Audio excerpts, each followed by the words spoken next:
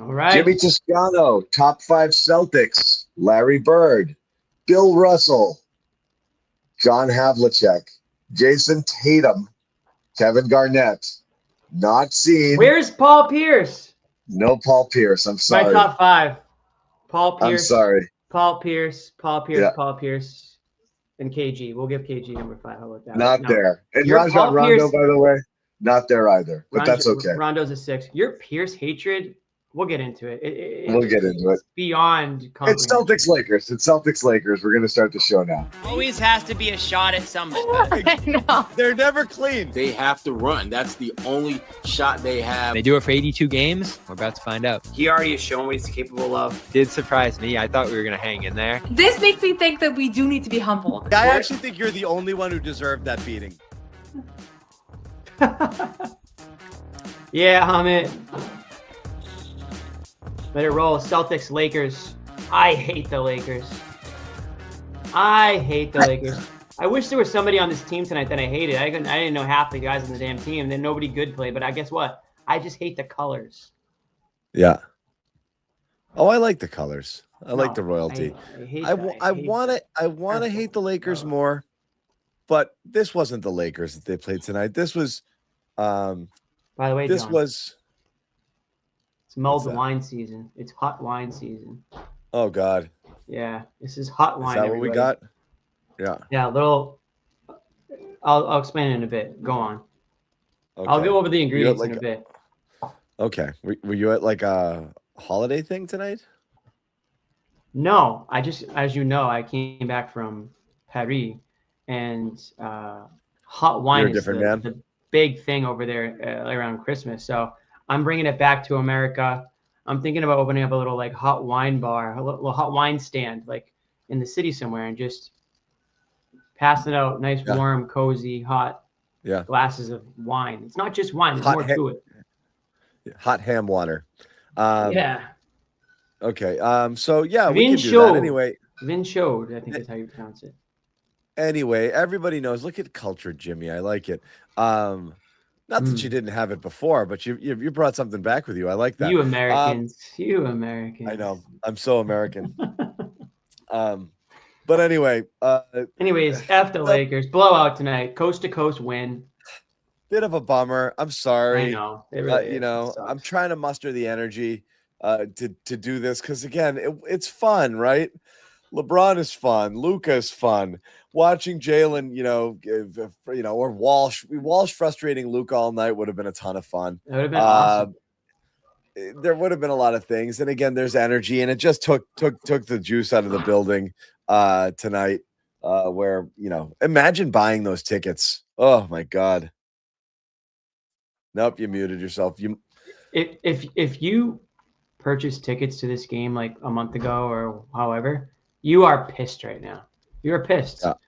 LeBron, love him or hate him, is appointment television. He's one of those guys where you go to the game because you want to see him. Whether you cheer for him or boo him, you want to see him play. Luka is an international superstar. The Lakers are the Lake Show. Everywhere they go, it's a good atmosphere. So it definitely takes the wind out of the sails a little bit when they announce the two best players. And by the way, Marcus Smart on top of it all, a guy that obviously has a lot of fans here in Boston, doesn't play either. So why is LeBron playing in Toronto and not in Boston? You telling me he couldn't have sat last night and played here tonight in Boston? That's a freaking joke. I don't know. The whole thing bugs me. Disrespectful to the rivalry. The whole thing bugs me. Anyway, we're going to get underway. Before we get really started, we want to remind everybody out here that this show is a proud part of the CLNS Media Network. It's the flagship show, I would say, of the CLNS Media Network. It's the longest standing program. It's featured many iterations of Jimmy Toscano in the field, over doing his thing with different guests, Nick Gelso, Jared Weiss. It's been taped. It's been live. It's been a lot of different things. But we're here. If you like the Garden Report and you like the content that we put out, subscribe to our YouTube channel. Subscribe to all of them, really. Patriots content, Patriots Press Pass, Bruins Ringside for Bruins content. Really good stuff throughout. Terrific History Channel content as well, for you oldies out there. And yeah, we're going to have a little oldie conversation because Jaylen Brown dropped his top 5 players, and it was a curious list, and we'll debate that a little bit as well. I will let all of you out there know that while we value our Celtics All Access channel because it has a ton of great Celtics content and lots of different podcasts on there as well as other elements of the Garden Report, we are moving this live stream for good by Christmas over to the main CLNS media channel. So please migrate over if you come on sooner down. or later. Other quick programming notes, super chats, you want to give them, that's great. Divvy them up around the hosts. Get Jimmy some more mulled wine. Get Bobby some new bucket hats, whatever you want. Throw in your super chats. We'll put your comment up on the screen, and we will discuss it. And, of course, we want to let you know our show, as always, is brought to you by our friends over at PrizePicks, number 1 daily fantasy sports app in all of North America. Pick more, pick less. It's that easy. Download the app today. Use code CLNS to get 50 in your lineups after you play your first $5 lineup. Once again, download the app, code CLNS, 50 in your lineups after you play your first $5 lineup. Now, Jimmy, we can say, oh, boo-hoo, all the good guys didn't play, and they didn't, and it is a bummer. But one thing that's been remarkable with the Celtics this year is 0 letdown games, literally none. They've had a couple crappy performances, but barely any games where you're like, they didn't bring it tonight at all. Brooklyn, and so it's pretty, I mean, a couple, but like I said, it's pretty easy to be like, it's a back-to-back and some crap Lakers team and the stars aren't playing and you'll coast. And they didn't do that. They came in and they dropped the hammer. It helps when you're shooting 71% from the floor and 68 from 3 halfway through the second quarter.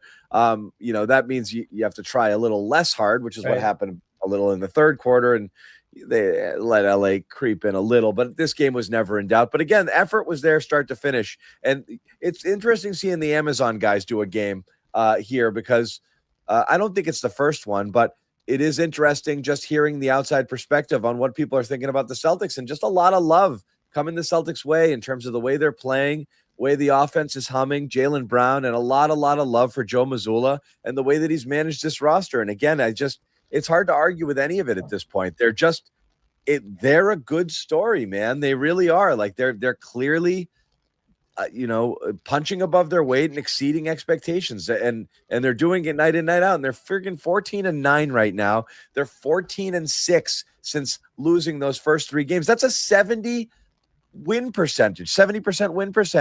If you could do that math, Jimmy. 14-6 is 7-3 essentially. They're playing 700 ball since losing their first 3 games, and this gauntlet, this is it. They just got through it, and they murdered everybody. They could have gone perfect if not for the letdown in Minnesota. So incredible what's happening here. And again, bummer that we didn't get to see the stars, but they went out, they took care of business. Yeah, and again, I said it either last night or the night before. When I left to go to Paris, I was worried that I was going to come back and it was going to be over for this team, because I was just looking at the schedule. I saw some of the opponents that were coming up: Minnesota, Cleveland, Detroit, obviously Lakers, and again, some of the players played, some didn't. But the one thing that was consistent, John, is this team plays freaking hard, kid. They just play hard, and it shows every single night. They do play hard. They don't always have to. They don't always have the most talented 5 guys out in the court. In fact, a lot of times they don't. But they get to loose balls. They rip down rebounds. They get it on the break. Jaylen Brown goes into dummy mode. He's one of the. Jaylen Brown is in the MVP conversation. We might have to have that conversation as well. Look, I do want to say, it's cute that Jaylen enters like the top 10 in the conversation. The reality is there's only 2 or 3 people actually. The point is, John, the fact that he's in the conversation, even though he's just in first team All NBA conversation. Yeah. Okay, fine. We'll go with that. Okay. Sure. Yeah. That's a more realistic conversation starter, which is unbelievable in and of itself. But when you do talk about, and there we always go back and forth on what's the definition of valuable. Jaylen Brown is the definition of valuable right now because he is leading a team that has no business really at all being in the position that they're in with the record that they have. But Jaylen Brown is leading this team to that record, to that style of play, to that line of effort, to that type of effort that you're seeing from the top. Audible to zone, messed up. Hey, Jimmy, we're going to jump in on Joe. Sorry about that. No, they just told me he's up. You're doing a lot of in-game coaching. It seems like you're doing a lot more teaching on the fly this year with a younger team, especially with Josh. Like, it seems like you have like a certain rapport with Josh. Do you feel like you can, like, he can take the coaching, a little bit harder coaching? Like, what's that relationship in game with him? Just constantly communicating. I mean, he plays a tough role because of his versatility and his ability to, he's defending ball handlers, he's defending screeners. They're changing matchups on him, and just continuing to grow and execute. And he has a willingness to learn. He has an open-mindedness, and he wants to get better. And I think he's gotten a lot better. So it's just a credit to him. He cares about the details. He cares about wanting to get it right. But he plays a unique role for us where he's seeing a bunch of different reads over the course of the game on both ends of the floor. And the growth of him is to get to the point where he can just make those on his own consistently. He does a great job, studying those things. But it's just a communication and a teaching. I really enjoy coaching him. Joe, do you get any additional joy or energy out of playing the Lakers because of the rivalry? I don't know. I get no joy out of anything. It's a blessing Ever. to be able to be a part of something that is much bigger than yourself. I mean, this rivalry's been around a lot longer. It's going to be around longer than I'm here, and so I think it's just along the way you take advantage of the perspective and the blessing of it. But at the end of the day, no, I don't. But I understand the opportunity and the blessing that it is to be able to do that. You can't take that for granted. Do you have any? You're from New England, Rhode Island. Like, do you have any early memories, either growing up or like when you first got here, where you, like the first time you fully appreciated like how much of a, like you used to call it a blessing, like it is like to play in this? I mean, I would probably say the 08 probably was the biggest version of that. I think I was in college and hell yeah, when I really started to appreciate basketball and so I would say that kind of brought to light that from that competitive standpoint. Joe, Derek shot 50% or better in 4 of the last 5. Obviously wasn't the start he wanted efficiency-wise. I'm just wondering what you've seen from him in the last couple of games here. He's continuing the same effort and energy on both ends of the floor. And, I think as we continue to evolve offensively and play with a level of pace and execute and work the reads that we have, he's getting some catch-and-shoot shots. And, I mean, listen, for him, he got 6 catch-and-shoot shots per game last year and shot 40%. At the beginning of the year, it was at 4.8 for 28.6%. And so that's it. It was just the ability to just make a couple more catch-and-shoot shots. And once he was able to do that, you're seeing the consistency that he has. But the thing about him is regardless of if he's making shots or not, he plays with a level of energy, joy, and detail. And, like every other game, he gets one of those full court back tip steals in transition. So he doesn't allow that stuff to bother him. He's got to continue to play and execute. He's doing a good job of it. Joe, it seems like from where we sit that the offense has just found a good rhythm of guys knowing when Get to in pass, there, Bobby. when to kick it out, when to, kind of when to do the things that you want them to do on the floor. Was there a stretch of the season where you were kind of teaching that and then it kind of seems like it kind of clicked and came to fruition over the last couple of weeks? Is that how it seems for you, or are guys making reads that they were making earlier on, but just shots are falling, so it feels that way more? Like, where do you see the evolution? I think we're definitely going through a stretch of shooting luck. That's for sure. That we weren't going shooting through luck. At You the beginning said? of the season. I think we're definitely shooting the ball better than we were. So that does make everything seem better. But I have I think breaking you come news into to the tell you. season with an I'll tell you guys identity and a after. level of execution that you want to have, and then you Breaking learn more news. about your Text team. me. And so Text me right now. we obviously, as we continue to evolve offensively, I want put the chat guys- to learn have at the guys same in different time. spots, playing different lineups, working the reads. What the matchups are, what the coverage is, what the spacing should be. Tonight we go over a certain type of spacing, and in the second quarter we kind of messed it up 3 times. And if you don't have the proper spacing, the team's able to take advantage of that defensively. And so it's just there's small reads that you have to constantly make that we're working, and because of the versatility of the sub patterns, you see that. So I think we came in with an identity of how we wanted to play, and I think it's ever evolving just based on the season. I think the guys are doing a good job understanding that. Is it something that the whole team had to learn together, or the guys that are, Peyton, Jaylen, Derek, they were kind of ahead of the curve on that, and it was about getting? No, it's they had like to learn together Bobby's because not it was gonna- something different. That It's was, not jumping was in a little here. bit different, especially I'll ask playing too. with other guys. And so I think those guys have done a good job communicating, what those reads are supposed to look like, what the spacing is supposed to look like. Our player development staff does a good job. It was on everyone because we were doing something a little bit different than we had been in the past. Thanks. Oh, wow. Okay. Okay, so it's not great breaking news, but a tease is a tease is a tease. What did we miss in that press conference, Jimmy? What do you mean? What did we miss? What didn't happen? Oh, Bobby didn't get a question off. Bobby Manning was banned from the Celtics press room. I think no, that's not true. But that would have been great. Don't say that. Our guy needs a win. Banned. No, Bobby tapped out. I'm not going to Joe. He went to Lakers. Wow. He went to go find. Wow. That's fine. He went to talk to Austin Reeves, I guess. Yeah. That was the big get tonight. Listen, you skip the coaches for LeBron. I used to always skip the coaches for the opposing team. That was where I made my career in the visiting locker room, John. Okay. I got them for a second.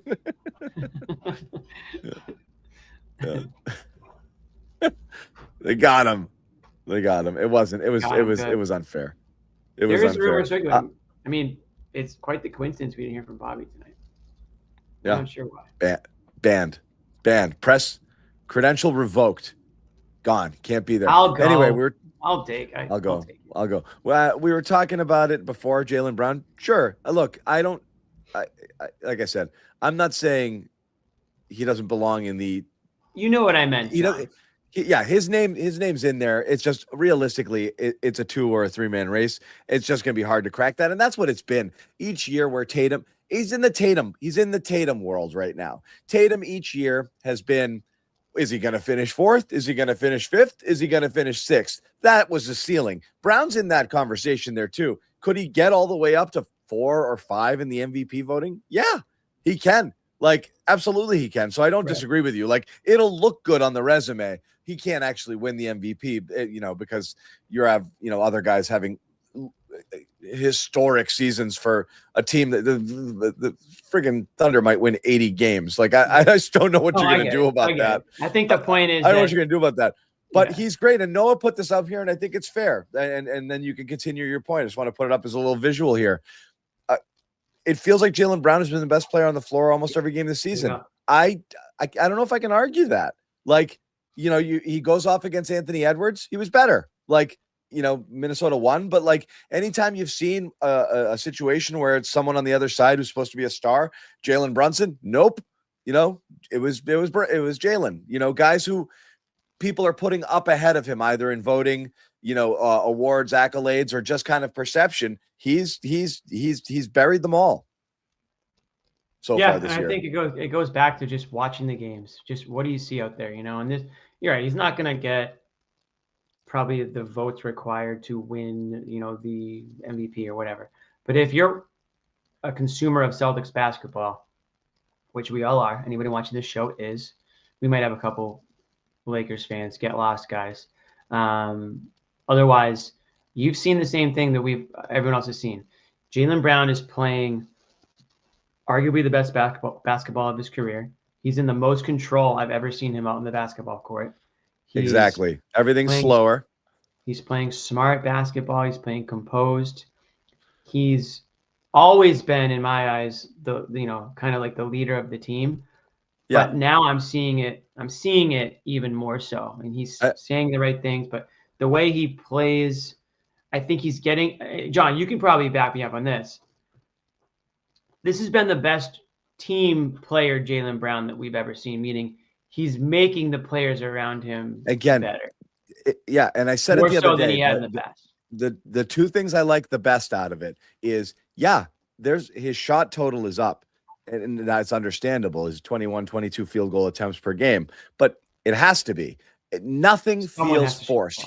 He's not out there chucking at all. He's getting to his spots and getting good shots. Even the misses tonight were good shots. He rimmed out 5 or 6 great looks. More than that. There's nothing. Between him and Tatum, the amount of times, even when that I'll go, like with Tatum, I'll be like, what the was that? Like, you don't get that with Jaylen. What you get with Jaylen is a little bit out of control, turning the ball over, loose with the dribble, head down, blah, blah, blah. But again, I made the case this year, a couple days ago. I'm not saying better without Tatum, but he doesn't have to share. So he doesn't have to worry that every time the ball touches his hands, he's got to put it up. He's just making the right reads more often, but he's going slow, much more slow. And he's not forcing the issue offensively at all. And he would do that sometimes, again, when sharing with Tatum, because I think it's like I said, is you got 8 brothers at the dinner table and the food hits the table. You got to freaking go get yours, or else it's gone. Like that's an issue on the teams. The last 2 teams Brown's been on, it's when the ball's in my hands, I'm putting it up. It's my turn now. You guys, It doesn't always mean it's the right shot for him or the best shot or a good shot. But he's like, I guess you called my number. Here. I guess this is what we've got left. Mashed potatoes is all that's left. I guess I'll just fill my plate with mashed potatoes. So it's not even any gravy. Oh well, I'm gonna take it anyways. It's like you handed the running back the ball. He's got to run with it, and that's what he would do. You don't see that as much here. And what I do have to say is you poor, sad people in the chat that think it's difficult for me to say this kind of stuff. What's probably difficult is you guys realizing that, like, I'm saying it now that it's true. And then before it wasn't true. Don't go down this road again. And that's what hurts you guys the most is, he wasn't that good last year. He had a down year, but you guys are talking about him last year like he's playing the way he is this year. And you see the inconsistency? They can't you call it how you see it. Can't always be. Right. He's playing. If you always say he's good, or if you always say he's bad, then nobody's ever actually going to take you seriously or believe that you're right. Yeah, exactly. So if you want to have any credibility, you can't be all one thing all the time. So I'm sorry. Like the Derek White argument. I'm sorry, Zannis haters. It goes back to the Derek White argument when he was traded to the Celtics. It's a Derek White argument. Yeah, he wasn't good in the beginning, and then he was good. And then we said he was good when he was good. It's weird, right? Like, see, he is good. We're like, now he's good. Yeah, now. But you see it with everybody. We did it with Bobby and Luke. Like when Bobby was clamoring for Luke, it wasn't there. Like he wasn't that guy yet. Right. Here's Jaylen Brown. Jaylen Brown is that guy. And check out the fit here, guys. You're gonna like this. You're not that guy, buddy. You're not that guy, pal. Oh no, the shades. Jaylen. Jaylen, what's it like for you gearing up for a primetime game against the Lakers and finding out that LeBron and Luka's These comments are so sad. Just another game. So obviously sad. Those are great players. It's an honor to compete against those guys, but my job is to go out there, help our team get wins, and that's what we did tonight. I still kind of want to trade him. You've been here for a decade now. Do you get value's never been higher out of this Celtics Lakers rivalry, with the history and getting to be a part of it and everything like that? For sure. The atmosphere, is always amazing. Guys, a lot of history that. Little tip for the writers: the Celtics-Lakers sidebar isn't going to happen tonight. There's nothing.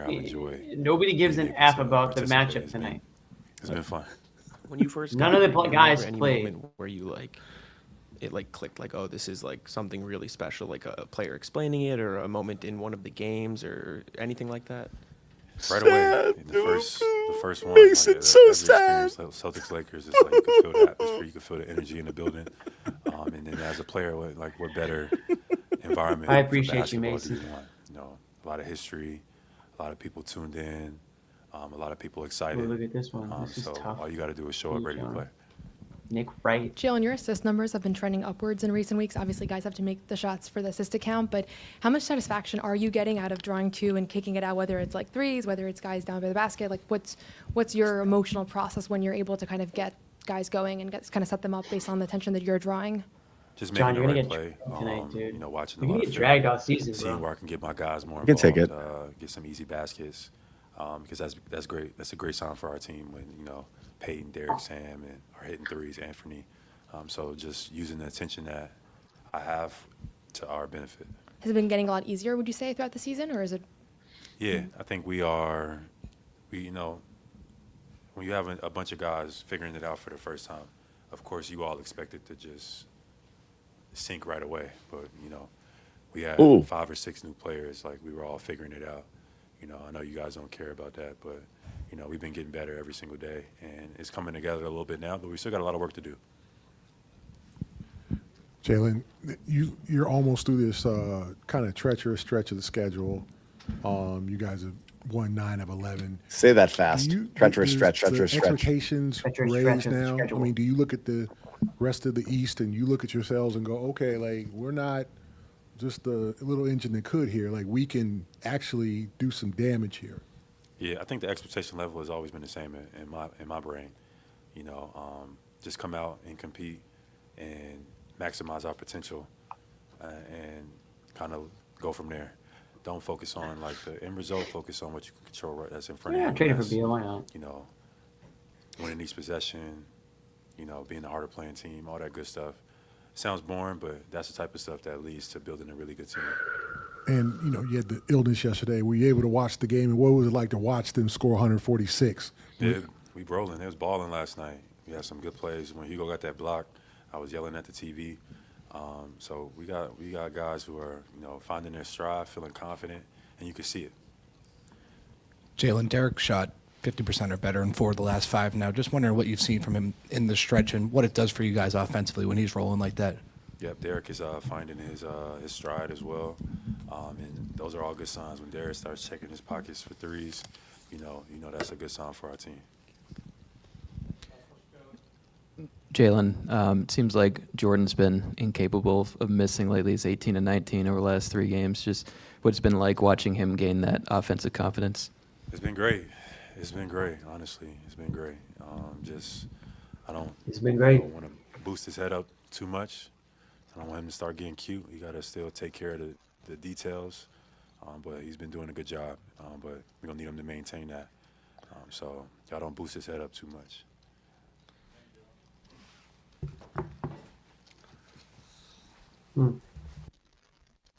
That's it. That's Jaylen Brown. It's funny. I forgot he didn't play yesterday. You know, he's saying he was watching it on the TV. But he did not. He did not. So fresh Jaylen coming out there, dropping 38-8 on the Lakers tonight. LeBron was scared, man. LeBron didn't want the heat, man. LeBron didn't want the smoke. He didn't want it. He didn't want it. Jaylen Brown was terrific. Bobby Manning reports that he was allowed into the Lakers locker room, and he did get a chance to talk to Marcus Smart. So we're going to hear from Marcus Smart because that poor dude, man, nothing's gone his way. You know, there. But again, he's on a decent team here. He's hurt again, which is a real bummer, but it is what it is. Before we move on and we hear from Marcus and other people, we do want to give another quick shout out to our pals over at PrizePicks. And again, it's the season. 'Tis the season, Jimmy. Any season, really. Whatever sport you follow the most here, basketball, football, hockey, it's all there. Get in on the action on PrizePicks, the #1 daily fantasy sports app in all of North America. Pick more, pick less, 2 to 6 stat projections. It's that easy. And cash in. Turn your opinions into cold, hard cash with PrizePicks. And you see the offer on the screen here. Download the app. Code CLNS gets you 50 in your lineups after you play your first $5 lineup. Can't go wrong with that. Super easy. As I said, more or less 2 to 6 player stat projections. You can mix and match sports. You can stack stats on one particular player, points, assists, rebounds, what have you. There's a lot of cool things like free squares that you can insert into your lineup. Makes it easier to cash in. Give me flex more. play. Yeah, give me more. And you always go more. And as I said, you see it. It is that easy. It's a fun. Yeah, don't if be you the play guy this type going of game, last. this is the best. Yeah, this is the best place to play it. It's a lot of fun. It's a very intuitive app, very easy to use. So again, you'll see the offer on the screen in a second. You download the app. You put code CLNS. Bang, right there. Bang, Play dude. 50, get 5 instantly. PrizePicks. It is good to be right, my friend. Right. That mulled wine's hitting you. You damn might have good to caught be you in a little yawn there, wino. Little. No. This is not just your average wine. There's a couple other special ingredients in there if you want me to go in it. So it's wine. I'm bottle of red. nervous. Toss it in. You're gonna toss in a bottle of red in the pot. Start it on low. Then you're gonna mix in 1/4 cup of brandy. Okay, that's very important. You want to get a little zing in there. Then right now, all you've got is booze. You've got to make it mulled. So you slice up an orange, slice it up in circles. You slice a lemon.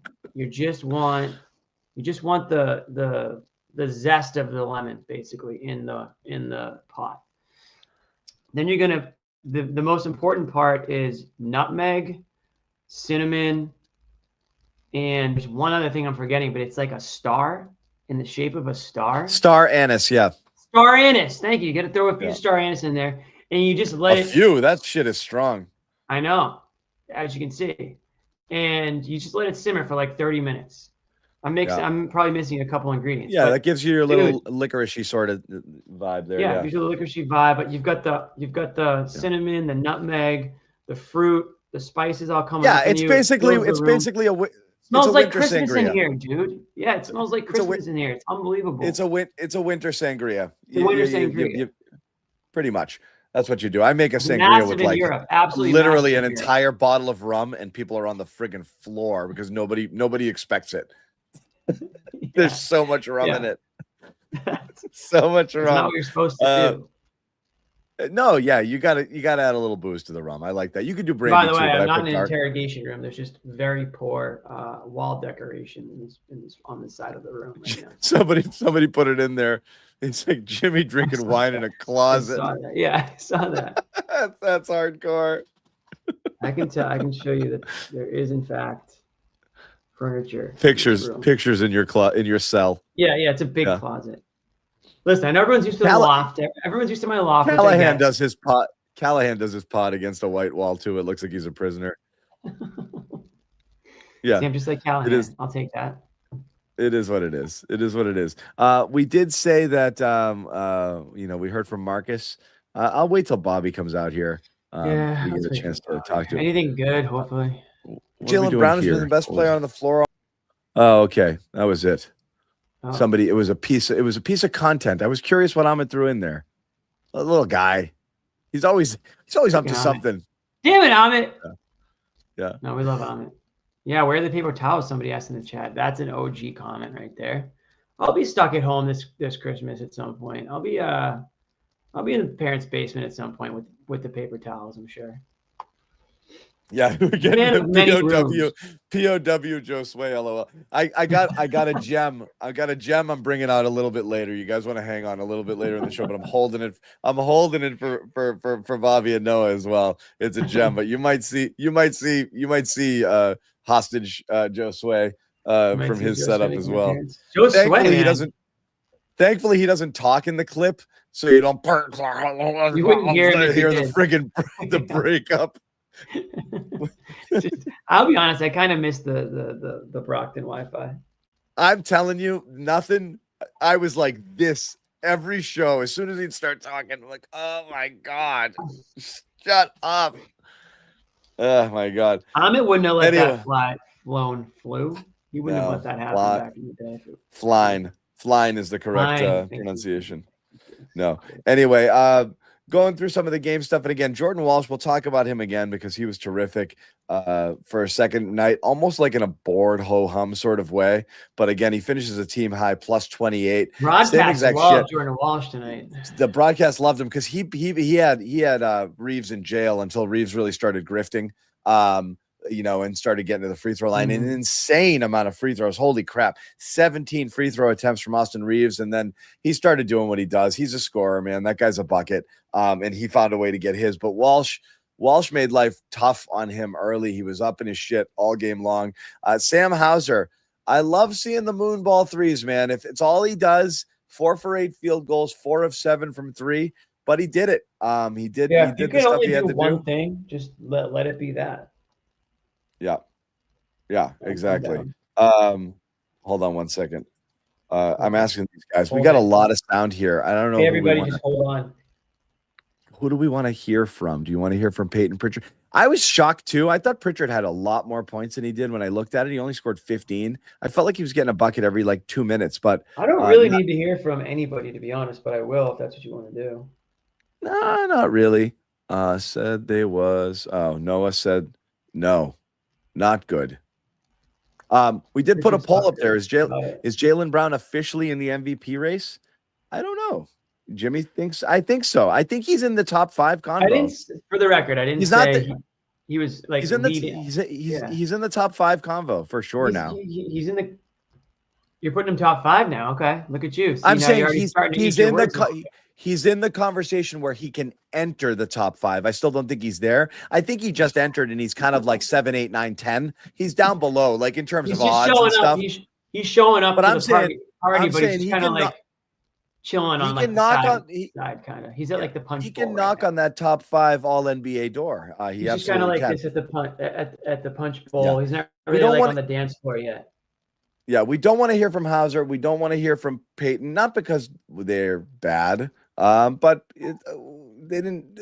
Yeah, you know what you can do. We do want to, CLNS, you can go and watch it. They can watch it right after the show. Watch it on our channel. All of those will be posted. But we do want to hear a little bit from Marcus Smart, who Bobby went out of his way to go talk to, and Marcus did talk to us this time. I think he ducked the media during his Memphis return last year, which I had tickets to. That was great, seeing him not play. But here's Marcus Smart after the game. Been back here a handful of times at this point. Have the emotions changed at all? The atmosphere and just what it's like being here? Did you think about things coming in?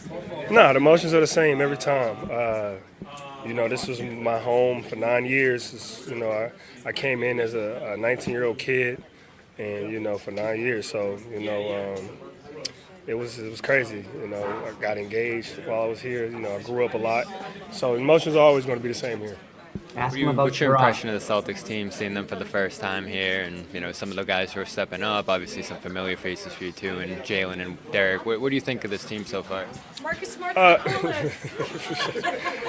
It's exactly what I assume, man. When you got a foundation like the Celtics do, it's easy to buy in, and they're doing their thing. They're also the defending champs, and when you got that pedigree. You're not surprised when guys go down that, the opportunities for guys come up and they're taking advantage of it. Obviously, close with Jason, saw what happened to him in the playoffs. How much have you kept in touch with him through this process? How's he seem to be doing as he recovers? Not as much as I would like. We didn't win the 80 last time, though. Things happen, but I have been in contact with him here and there. And, he's in good spirits. He's good. And it's all love. I wish him a speedy recovery. We hate to see that in any sport, to any player, but, to a guy of Jay-Z's, his pedigree, his talent, that's tough. That hurts for the league. And obviously, for Boston. So that's all love, man. And like I said, I just hope, speedy recovery, comes back better.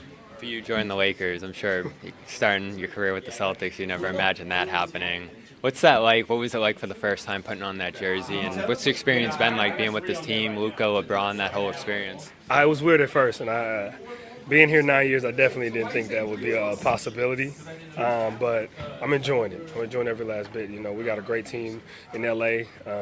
We got some talented players, and we have a great opportunity. So, playing with Luka and LeBron, man, two of the best to ever do this in this game, and just try to take and learn from them and help in any way that I can. But I'm excited about it, and I'm proud to be there. Last one I got for you. Has your perspective changed on your time here as the distance has grown, as time's passed here? Or you feel pretty much similar about the tenure you had here in Boston and everything you went through and, all the years you had here? Has your thinking on it changed at all, or are you pretty much where you're at in terms of... No, I'll say I'm where I'm at. Excuse me, this is where, like I said, this is where I grew up at. So, it's always going to hold a special place for me, no matter where I'm at. But I'm, like I said, I'm blessed, and it allowed me to be the person I am today. And the wisdom that I've learned from it, I will always take to the heart with me. So I think Marcus Smart's gonna end up back here at some point too. Let's bring in Bobby and Noah. And hi guys. Oh, it's hat season. Whoa. Nice. Yeah. Bobby, double-breasted jacket season. I don't know if it's confirmed, but I was told that you were not allowed in the Celtics press room. Can you confirm that? Rumors are swirling. Rumors are swirling. People are saying. I think they'll let me back in. Yeah, they'll let you back in. I also want to warn Not you guys. permanent ban. It is crazy that after yesterday, you never came back into the press conference. That's it. I didn't even think about that. I didn't even Walked think about away, that. never to be seen Did I or miss heard much? from again. Bobby was like, I'm doing Lakers Did I today. miss some thrilling quotes? Joe's eyes were darting around the room. I wasn't sure. He seemed unfocused, so I would think he was. Yeah, I think he was like, where is? He might have been looking for Where me. is that guy? I was trying to Either think. he I was brainstorming the whole game. What would I ask Joe after this one? I'm all Either frazzled. he wanted another pound of flesh, or he just misses you. It's possible he just missed you. Always. I wonder if I go away for long enough, will he miss me? Will he soften up a bit? No. I will say, I want to tell you guys that Jimmy has been drinking mulled wine, and I don't know where this is going to go from here. Are we gonna have a repeat? I don't know if we're gonna have a repeat, but We're not gonna have a repeat. We're not gonna have a repeat. in case people This is not forgot kind of game. what happened way back when we played when the Celtics played the Lakers and Jimmy Toscano was a late one, and that's I when think Marcus it's hurt his 5 calf. years ago, 4 or 5 years. 5 ago. years ago, and Jimmy was like, I was out, but I'll be on. And we were like, are you sure? And he's like, yes, I'll be on the show. And he jumped on the show, and here's what it looked like. I said I got Rang, it. I want to make sure Marcus Smart's okay, but we'll keep Moral At least victory. Jimmy's back. Yeah, Jimmy back. We do it. Wait, didn't we have Jimmy last game? Yeah, we did. Yeah, I was gonna say it kind of feels like you just missed me. Yeah. And honestly, Jimmy, you're a little quiet right now. You got to get closer to a microphone or speak up. I'm quiet. Yeah. Project. Use your lungs. All right, I'm gonna change it. I'm gonna put my headphones. I usually don't, but I'm going to. Well, I usually do, but I didn't this time. But I'm going to try to. Okay. All right, let's talk we don't about have to that watch last the rest play. of It was a sloppy friggin' game. I don't know how you don't. I mean, this is we're officially concerned about Kemba Walker game, right? Can you hear me? Yeah. We got you, Jimmy. Yeah, we talked about this last time. A game or two, and have him not perform well, and he's just getting started, and you let him ramp up. You okay? Marcus Smart went down tonight, and we're still not completely sure what happened. I'm hoping for the best that it is just a calf strain. I actually am a doctor, and I do believe that's what it is. So hopefully that's all it becomes. But when Kemba Walker just misses a shot, we can't we can't obviously we will because that's what we do, but that's who we want taking the shot. Yeah. Guy. I would, if you have a timeout. That's what she's like, yeah. If you have a time, take the timeout. If you're Danny Ainge, and everyone says this, Danny Ainge went out of his way to hire Brad Stevens. When Danny Ainge hired Brad Stevens, however years ago it was. This was actually a great point. Who the hell? Who's this guy? And am I right or am I wrong in that? Right. Right. You were so right, Jimmy. That was just for those wondering. That was regular a Jimmy. 2-hour show, by the way. It was just like that for 2 hours. It was COVID. You got to pass. It was COVID. I think we were just allowed out of our homes for like 30 minutes. And I just took advantage of it. That's what happens. You can't keep me locked down. See what for you too missed long. all those years ago? Production Oh is my God. improved. And so, I was shocked when we started this show, and Jimmy's got a little cup. I was like, "What do you got going in there?" He's like, "It's mulled wine. Let me tell you how I make it." We've spent I had to put a at little least scare into you. 11 minutes on the show So about look, how Jimmy real makes quick. this. Yeah. This is an orange that you put into the pot and you simmer it for about 30 minutes. But then what happens is the wine, it soaks in, like all the wine kind of soaks into the fruit a little bit. So even when you're done your drink, orange. you got a little boozy orange that you can finish up with. Sounds Anyways, good to me. Yeah. Anyway, for those newish to the stream, I will tell you, the COVID years, and if you're wondering the origins of the show, that's kind of where it began. We had nothing to do. We couldn't go to games anymore. We couldn't do anything. Yeah. So NBA is the first game in town. We started doing these shows, and it stuck. And that was the crew. People. That was the crew back then. Joe Sway, Joe Sway, in the the little hostage Joe Sway. situation there. Anyway, hey guys, so bummer that nobody played in this one, but again, oh man, impossible to not continue to point out that it doesn't matter. They don't have letdown games. This is a classic type of back-to-back. You're home. Nobody's playing. Could have laid an egg, and they didn't do that.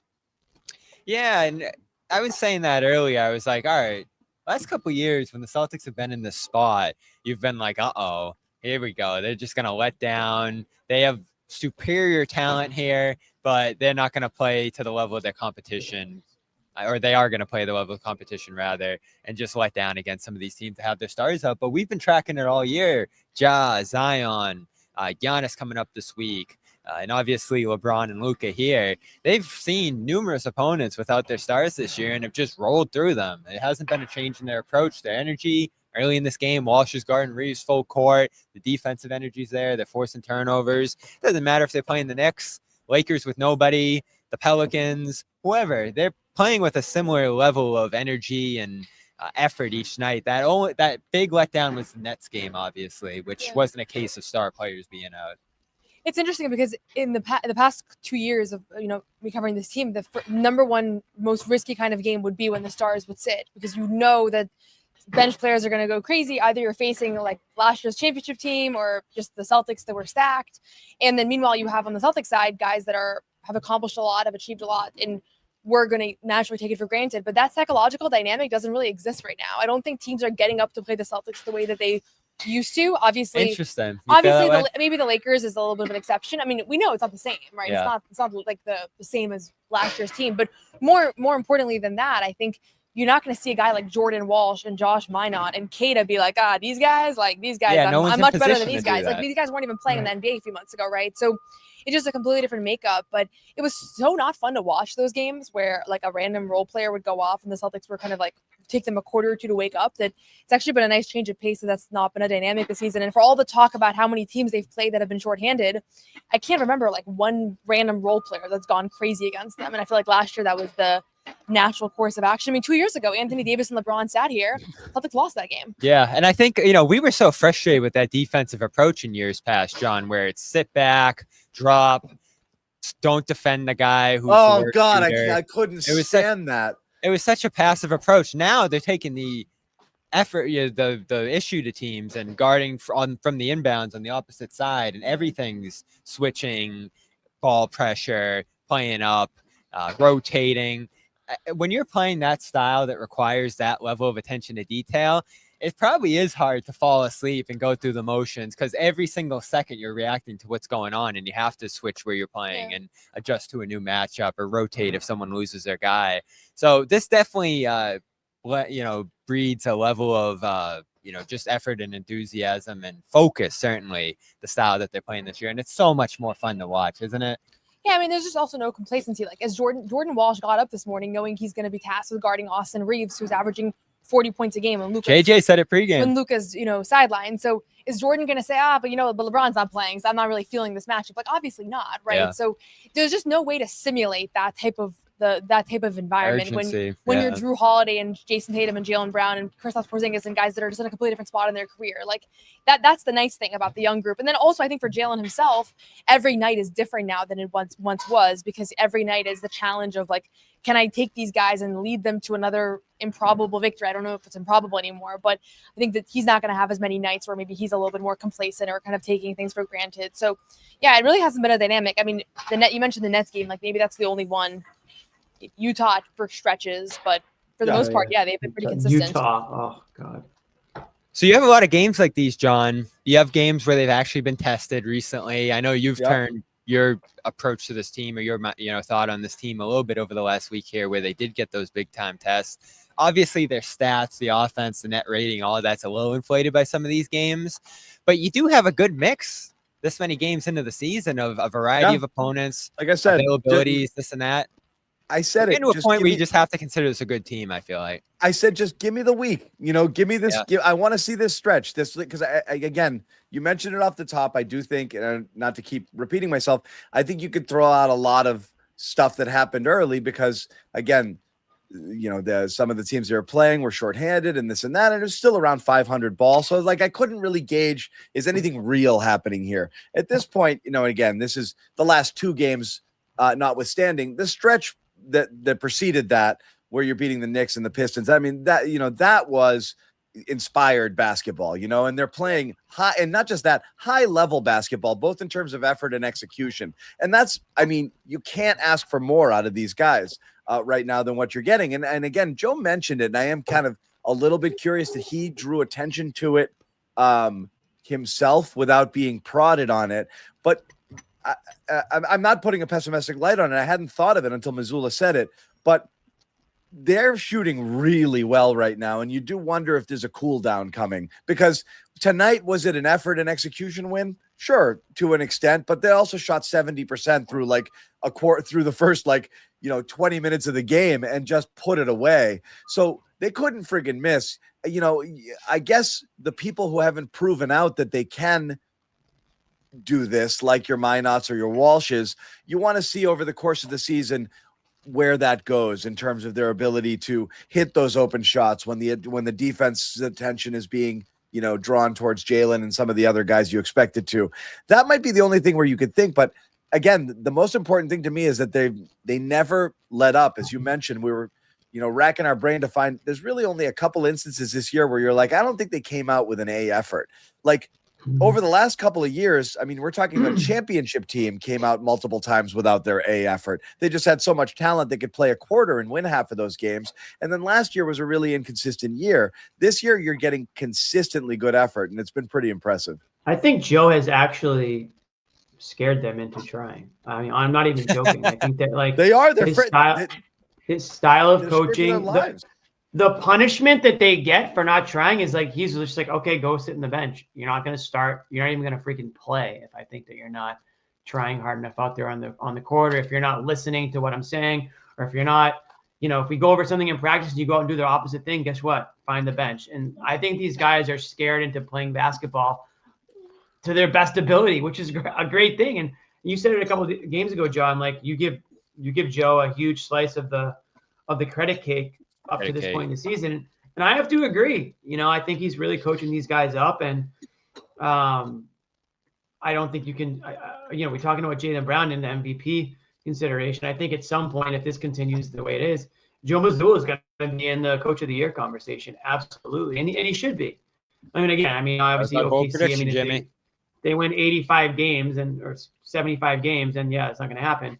But, point being, Mazzulla's found a way to get these guys to show up. And sometimes in a professional, in basketball or in hockey or, these leagues that there's so many games, right? It's not always the case. And who knows? I don't know what's going to happen by game 60, but right now he has the Celtics seemingly like the most ready team somehow, almost, I would say, in the NBA. Again, you have OKC out west and you get some other teams out west, but I just think that this team's up for the challenge every single night, and that's a testament to the coach. And again, I give Jaylen Brown a lot of credit too, because he really is leading these younger guys. And you look around the league, there's a lot of superstars with bad attitudes, egos. They're in street clothes. They're not playing for whatever reason they want to choose. And Jaylen Brown, good luck getting that guy off the court. And he's taken this season that a lot of, I think, superstars would say, I'm not gonna hurt myself for a down year, or I'm pissed. This is supposed to be one of the best, seasons of my career, and you guys are trading away guys who can help me win. And he could have put a stink up there, but he's not. Everything he's said and done is good. But that was a fear, right? Like that it was for me. Not the attitude, but just why risk it? Well, what are you putting around me? No, but look at it this way. Rewind to the first 3 games of the season, because it's really interesting. If you look at like a sliding door sort of situation, like they started 0-3 throughout camp. Joe Mazzulla was not loving what he was getting out of these guys. The preseason games, you could tell he was agitated. He wasn't able to get them to do what he wanted to do. They start out there 0-3, and we're kind of sitting here like, oh man, this might be our worst fears. And the vibe, not just from like Mazzulla, but like from Brown, from White, asking about, when they're being asked what's going on, he's like, just look at what we got around us. Like that could have gone south fast if things didn't turn around. So there were 2 turnaround, which is why I give my biggest slice to Mazzulla and to Brown. Mazzulla and Brown get almost all of my credit here, is if that went off the rails early and continued on for a bit, you do wonder at which point you might get like I might sit this one out, or a little bit of checkout. Yeah.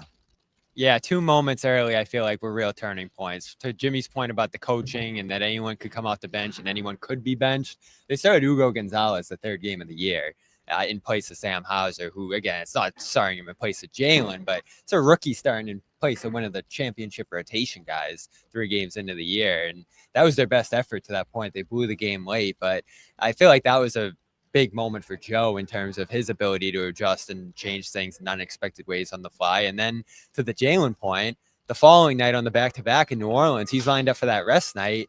You're worried about this team falling 0-4, and he plays, and obviously plays every game from that point on up until the Washington game yesterday, and they get their first win that night. I thought that was so crucial for him to get into that game. Not play a ton, not do a ton, but just make himself available. Whereas you said, John, you could just say, we're 0-3, I'm hurting, I'm going to take a night off. Well, I think that was the thing that was evident from training camp, and obviously training camps across the league sounded really positive, and a lot of those training camps bubbles have already burst weeks ago. But there was a clear level of buy-in, and I do think from Jaylen in particular, like you said, Jimmy, a lot of people, especially him, because we know that he can be, he's very cognizant of the dynamics around him and Tatum and all in the media and all of that.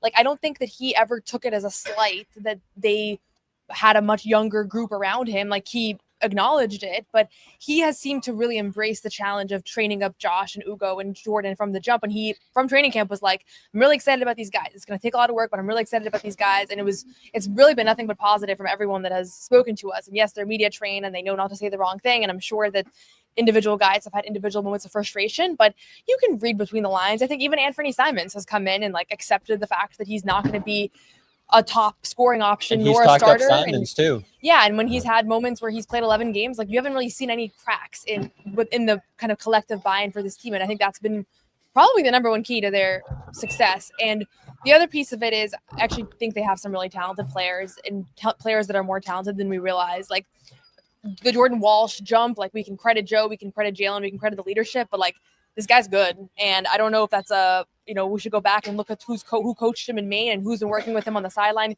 Craig Lushannon, the head of player development, has been working with him before every game. Brad Stevens for, drafting him 2 years ago, and a lot of us weren't sure about that pick a month ago, I would say. So you can't discredit at the Josh Minos shooting 43% from three. Like these guys individually have really maximized their own potential, and I never would have projected that all of them would be upside players right now. Like Ugo looks good. Like there's just, I thought one of them was going to be good and the other 3 were going to be washes in this season. Yeah, I would say, for me, the turning point was, I don't think it really got here until this trip. I'm not going to lie. I thought they were kind of, a little good, a little bad, better than we thought in some cases. But again, you have those couple, I thought the Cleveland game that followed that Memphis game was a big deal because again, they didn't have everybody, but they had plenty of good players on the court there. And they beat them soundly in that game. But then you see the Houston game, which to me was like a massive step back / reality check. Like, here's what happens when you play somebody real that's got everybody together. You follow that with a loss to Utah, and you're like, I don't like Utah this. one was bad. And so then you Washington, you split with Orlando, you lose to Philly, Memphis with nobody, and then all of a sudden, and then you lose a Brooklyn game too. So that's why it's like I didn't count much until you got to that stretch. Yeah, I didn't know what was real. But then, like I said, that stretch, Orlando, Detroit, Minnesota could have been a win. Cleveland, New York, and then these last 2 here. I think the turning point was, as you said, Ugo in game 3, and then being able to pull the plug on Sam and go with something totally different with Minot that worked for a little bit, and then pulling the plug and going to Walsh, and then the evolution of kind of the small ball lineup, which I think has unlocked a lot for this team. Recently, and just the way that they're playing, there's a lot more jump to these guys now, and I love. I mean, no offense to Garza because I think he's done what's asked of him, but I'm so happy when Keita goes to the bench and it's not Garza coming in behind him, that they're finding other ways to play there, and it's been effective and they've survived it, which we didn't know that they could do. I think that's a huge part of their success, that they can play small with this team and get away with it, as opposed to just sticking a Garza level player out there and try to survive his minutes and just be like white knuckling it the whole way through. It hasn't happened.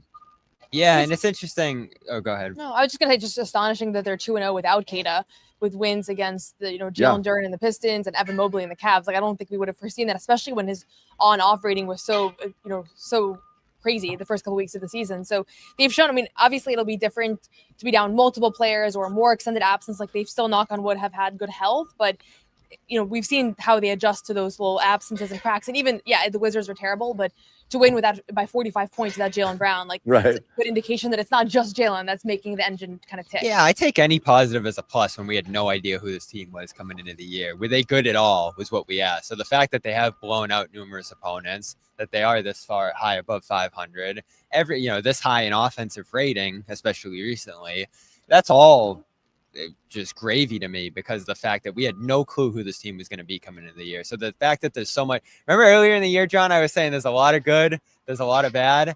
Right now, it's a lot of good, and a little bit of bad. Like that's where they're at now. They've shifted in that direction. I'm not finding a lot of bad. I guess one thing I'll say about this team that I would not have said a week ago is you can confidently think that they can compete with most teams out there. Like, you're not putting them up against OKC, but there's really certainly not in the East anyone who you'd be like, oh, they can't. And that was the test. I think that's the thing that changed my perception a little bit. I said it the other day.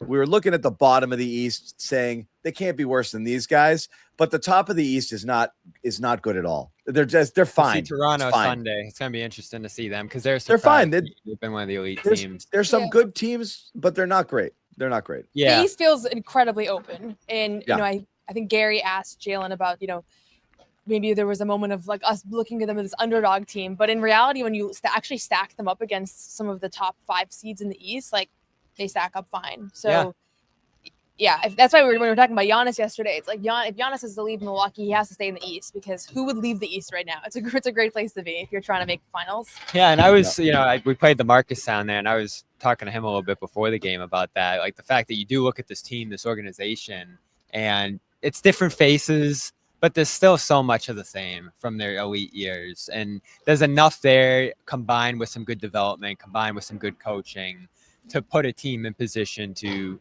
maybe be one of the best teams in this conference. Because think of the questions we'll ask about all the other teams in the East. Miami's interesting because they have like that coaching pedigree with Spoelstra that puts them in those positions, even though Butler's not there anymore.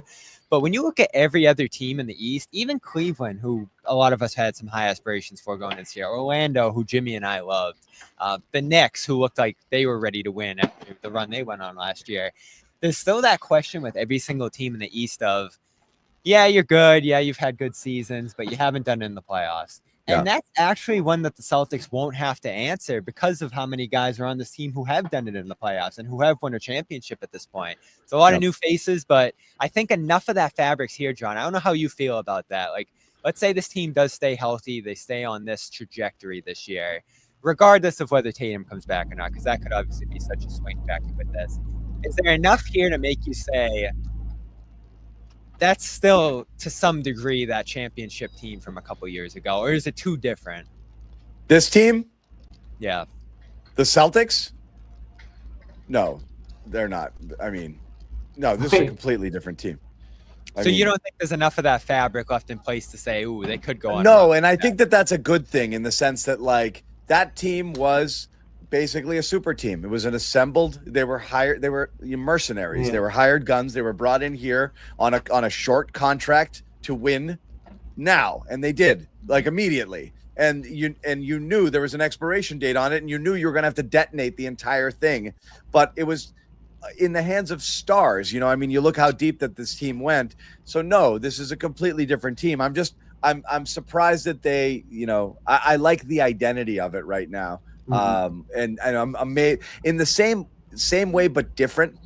We didn't know how they would gel when they brought in Porzingis and Holiday into a team with Brown and Tatum, with White ascending as an offensive player and someone who was, deserving of more touches and more responsibility. How was that going to work? And it worked beautifully.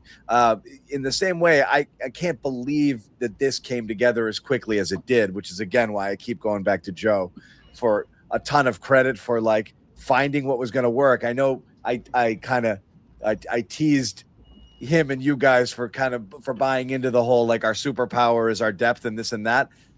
I still don't my believe doubts about that. that I comment. believe it's You finding still the believe right. it? No, because I think what he was doing was I got to keep trying new things until this tastes right. You know, I'm just going to keep mixing and matching ingredients and a little of this, a little of that until I find it. It's actually pretty consistent now. Sometimes you get a little bit more Ugo in there, but right now he's kind of locked in, wouldn't you say? Like we kind of know who's going to do what in most games in terms of minutes and role. But it could with some variation, but it seems like they've settled in on what they like. So I never thought they were going to change night to night, which is one night Walsh plays 25 minutes and another night he plays 0. I never bought that. But it seems like he's found a groove with the type of players he likes and the type of style, and they're going to kind of ride it. Do you feel like they're close rotation-wise, style-wise to what they're going to be at the rest of the way?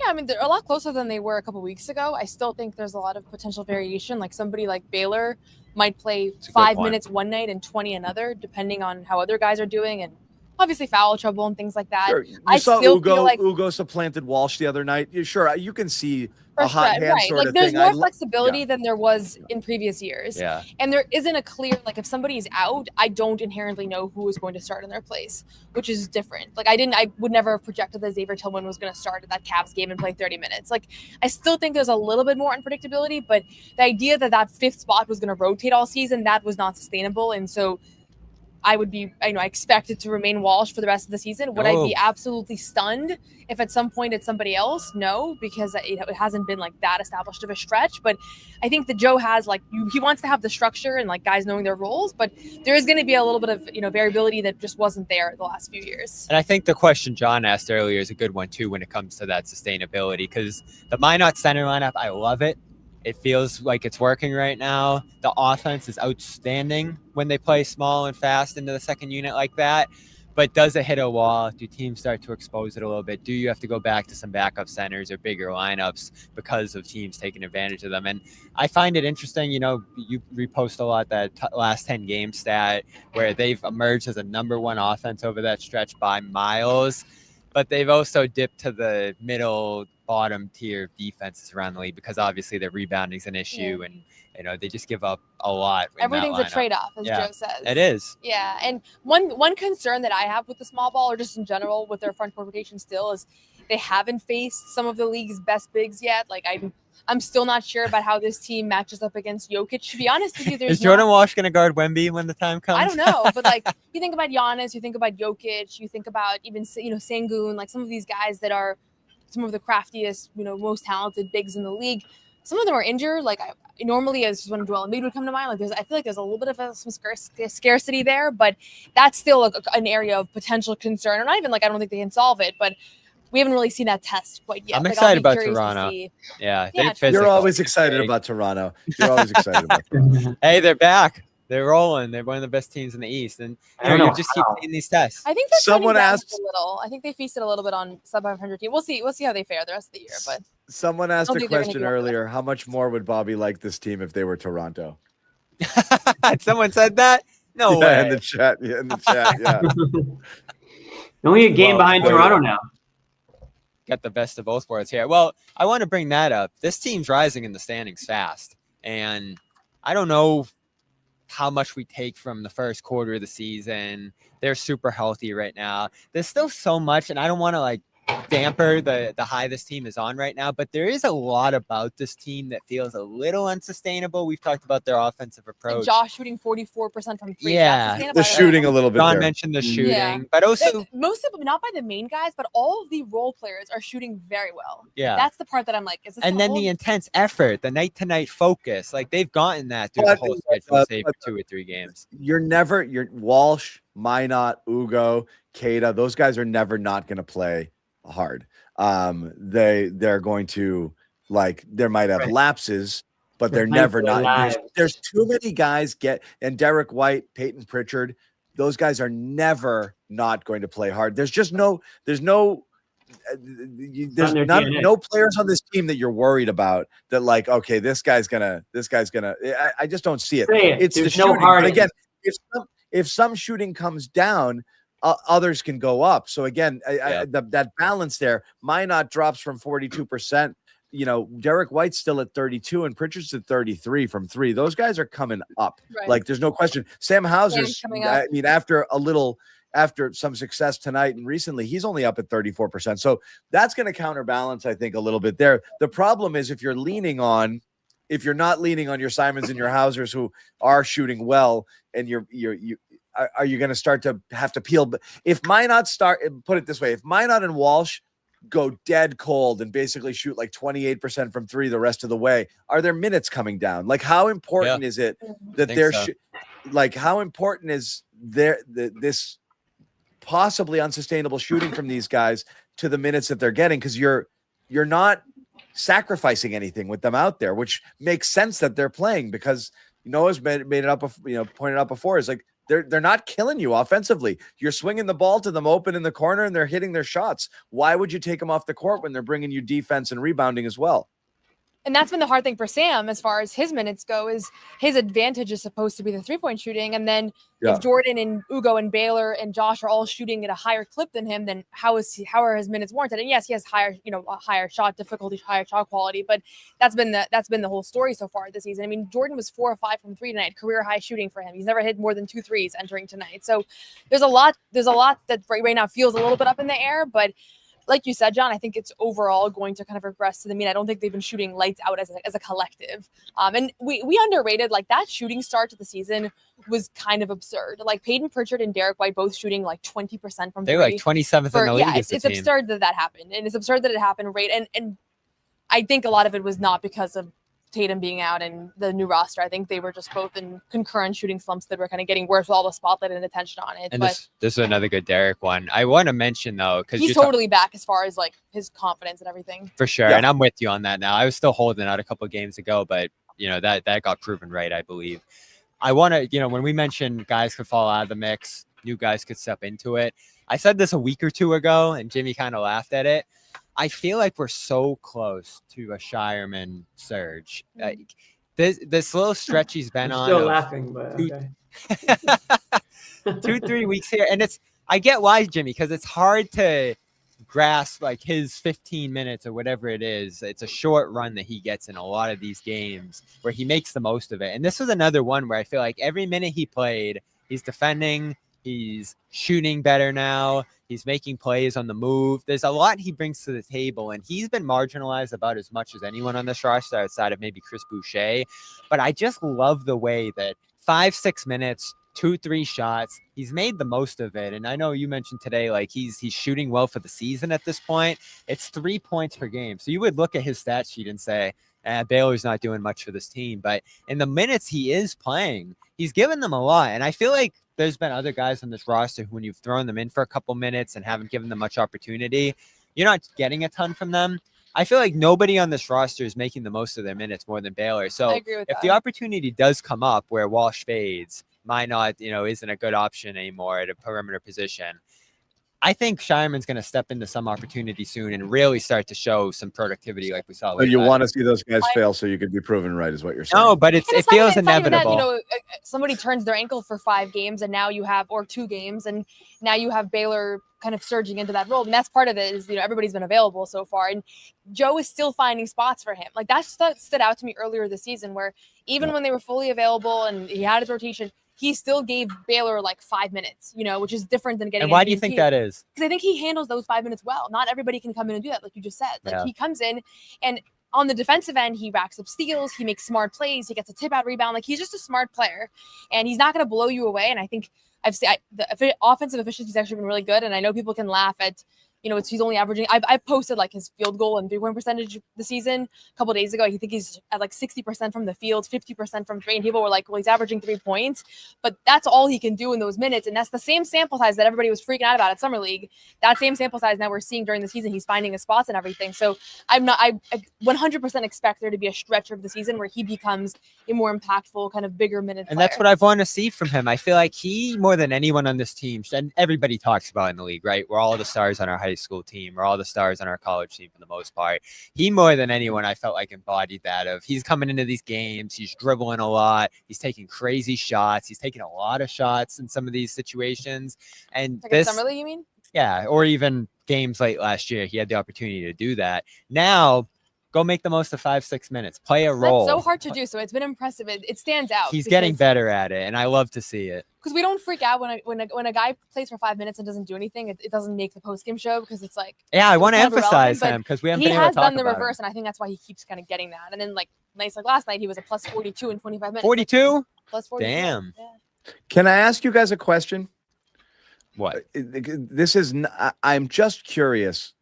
What did Anfernee Simons do that he didn't deserve minutes in the second half after his first half stint? I think it's always that case of you want to play more wings. Like Shireman benefits from that. Walsh obviously isn't going to lose minutes. Minot's going to get minutes at the 5, obviously. And then you just keep going down the line of that wing depth. Hauser's a guy I wonder what the trade-off is there because of the shooting thing we're talking about, because I feel like you need some assignment shooting. And we didn't mention him last night. I don't know if you guys did. He lit it up in the 4th last night. And you're like, all right, maybe that carries over. He did. Maybe he had a great, I thought he had a great first quarter stint. Yeah. Maybe so the best happened? 6 minutes of his Celtics career. That's what I mean. Is I don't know what happened. I thought he was playing. I thought he played really well today when he came in, and then he just didn't play really, and that's weird. Tough.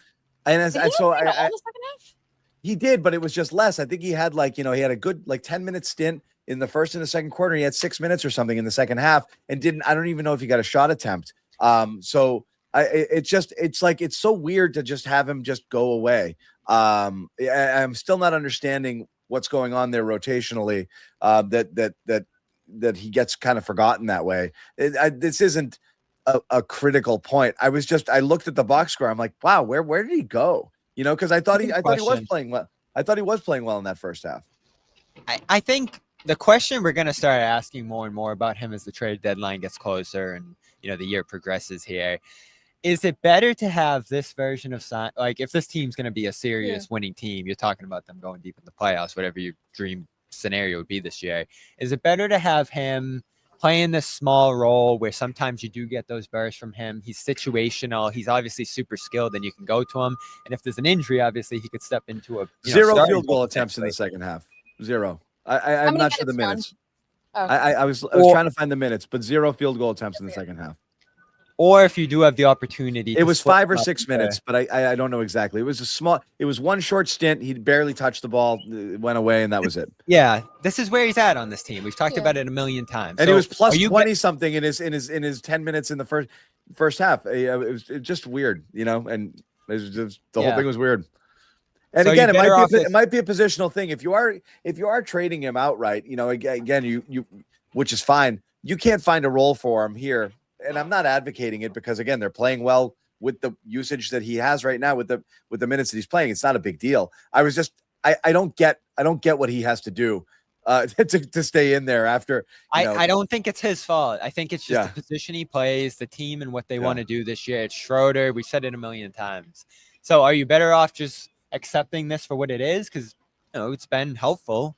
It's not what you would dream of it being. Or are you better off flipping them for 2, 3, and D wings, guys who fit the mold of this team, who can help you in the ways that you want from role players? But the rotation is weird. Guys.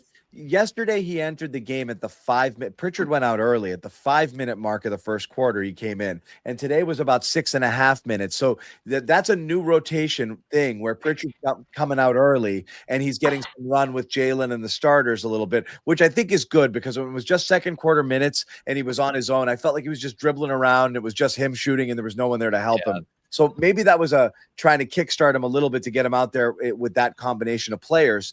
And that's what happened. Then he didn't play the entire third quarter. So it's very weird because usually your third quarter rotations mirror your first quarter substitution patterns, more closely, unless it's a super close game and you're kind of playing things a little tighter, but it wasn't. So I don't get what happened there. That's the easy. You're always going to get that. He doesn't play the entire third and he comes out for a couple minutes in the fourth quarter, doesn't do a thing.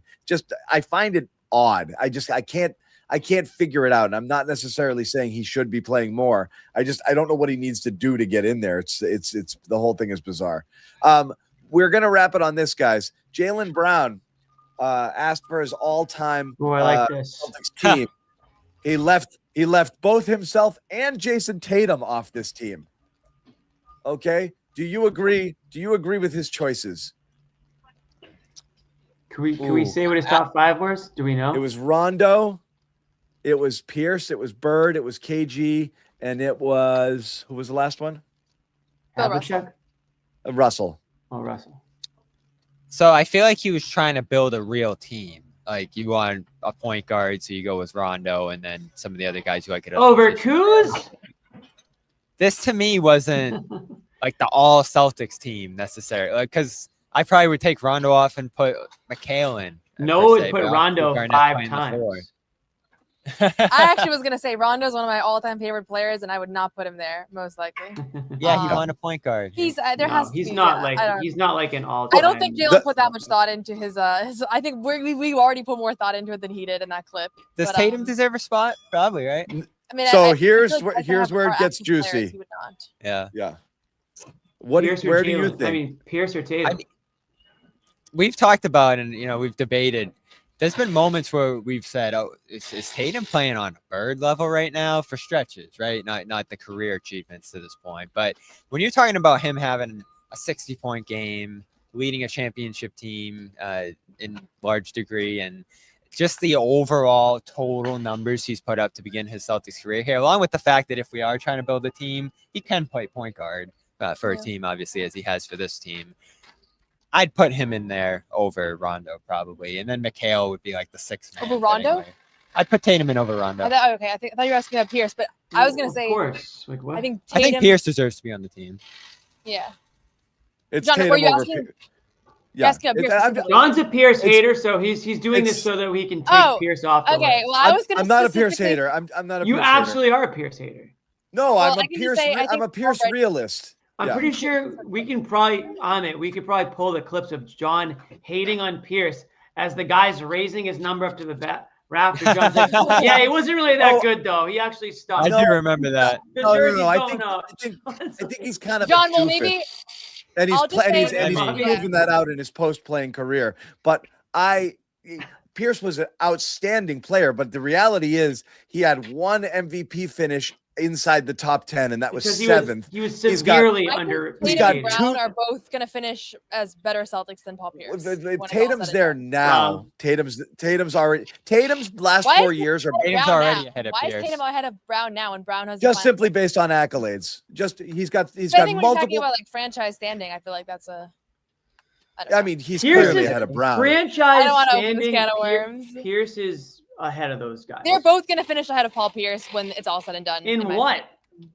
Jalen's got some more work to do. I'd As say. all-time Celtics. No, they're Like I think in not. terms of Throw some respect. Tatum's on already Pierce's ahead of name. Pierce. Tatum's way Tatum's ahead of Pierce. So absolutely so's ahead of Pierce. Havlicek, by the way. But I mean, Yes, he I don't is. really count. I don't Way count the ahead of 60s. Pierce. You know, Way ahead of Any- Pierce. Bob, just because I you don't were know in about diapers way. throughout Pierce's Jimmy, career take that Paul doesn't Pierce mean that he's way ahead after of all, Pierce. Jimmy. If we look at any of the numbers, any of the What'd you say? productivity, and even I said take that Paul Pierce poster off your walls. I know it's right around the Never. corner. I'm gonna put a second one up actually. I don't know, Pierce ahead of Tatum's. I think Pierce even said, we interviewed him and he was like, yeah, this guy's going to be the best Celtic ever. And I feel like I'm not exactly sure, but I feel like even Pierce has talked about how he's surpassed what he's done. the funny thing is like He will at Kuzi's the some most point, accomplished, but also like, you know, plumbers and firefighters and all that, you know, and like Kuzi had played an entire career without the ball ever touching his left hand. So like, you know, basketball was different then. It's tough, but he was What is he was Jimmy doing? This is how Kuzi used to do it, hand behind his back. But he was a wizard for his time. For his time, he was a wizard. The funny thing is the most talented point guard in Celtics history is who? This is a no-brainer. Thomas. No, Isaiah's close. Kyrie Irving. He's gonna say Kyrie Irving. No. Kyrie. No, but but he's not a Celtic, but so it doesn't matter. Okay, He's not. fine. He Maybe doesn't it's get. not He a doesn't Celtic. get to be on it. He doesn't get to be on a He's not even Celtic a team. part Go of ahead, it. Noah. Doesn't Why is qualify. it a hot take to say that Jalen's already in the same air as Paul Pierce? Longevity, but did he'll it get for there. twice I as agree. long. Yeah, but it's his 10th. How many years was Pierce in Boston?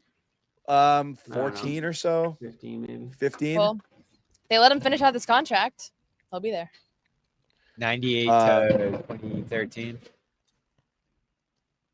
Pierce. 13, 14. Pierce. 15 years. 15 years. Like off the court in Boston. You have to actually watch Pierce play, which clearly you guys bit. didn't. So tonight's Pierce got homework, stabbed. get on Watched. YouTube. Get on I YouTube remember and I watch watched the Pierce. He was the first basketball player I watched, pretty much. He was great. I don't think you've there's already enough forgotten. appreciation for how great he was, I but didn't forget. Yeah.